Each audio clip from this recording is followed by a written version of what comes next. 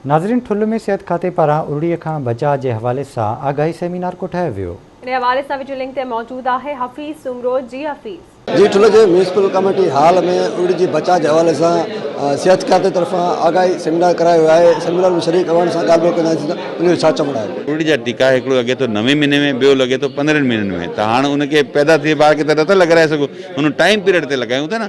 इन करे 2 साल के अंदर अंदर 9 महीननि में हिकिड़ो लॻंदो, ॿियो 15 महीननि में लॻंदो। तो वो हर कंहिंखे मुहिम जे सूरत में नथो लॻाए सघिजे।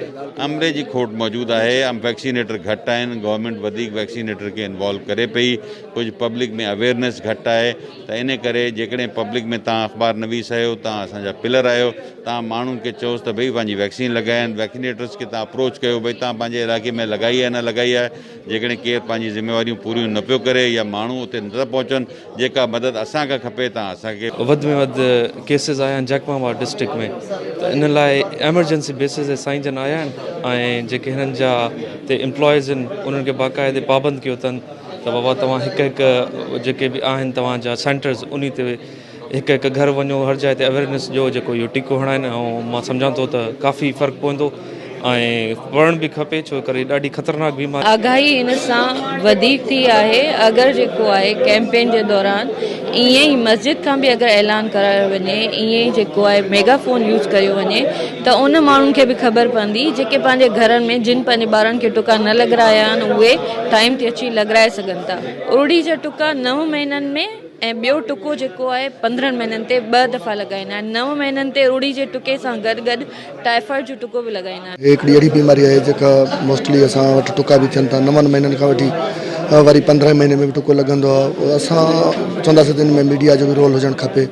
जीअं झरझंग में वञी करे असां मुख़्तलिफ़ प्रोग्राम भी कयूं था पिया, टीमां भी मोकिलियूं था पिया। ओड़ी हिकु विचरंदड़ बीमारी आहे। हिकिड़े घर में हिकिड़े ॿारड़े खे थिए थो त उहो वरी वबाई सूरत इख़्तियार थो करे। इन जे लाइ असां वटि हिन वक़्तु एहतियाती तदाबीर इहो हूंदो आहे त जितां बि केसिस रिपोर्ट थींदा आहिनि उते मॉपअप एक्टिविटी, माना उन सॼे घर, उन सॼे इलाइक़े, उन सॼे ॻोठ खे असां वरी जेको आहे सो उरड़ी जा टीका जेको आहे सो लॻाईंदा आहियूं।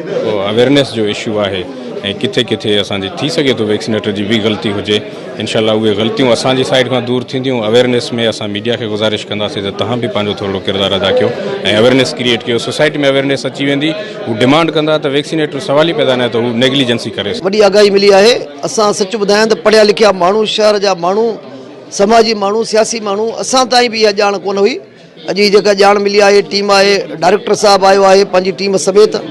असां इन मज़ा ॾाढा मुतमैन आहियूं। तमामु बहितरीन कमु आहे असांजे जेको आहे हेल्थ जे हिसाब सां।